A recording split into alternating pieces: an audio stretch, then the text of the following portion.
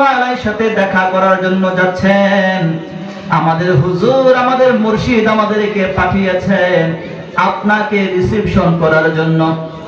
ইবনে বাতুতা অবাক হয়ে যায়।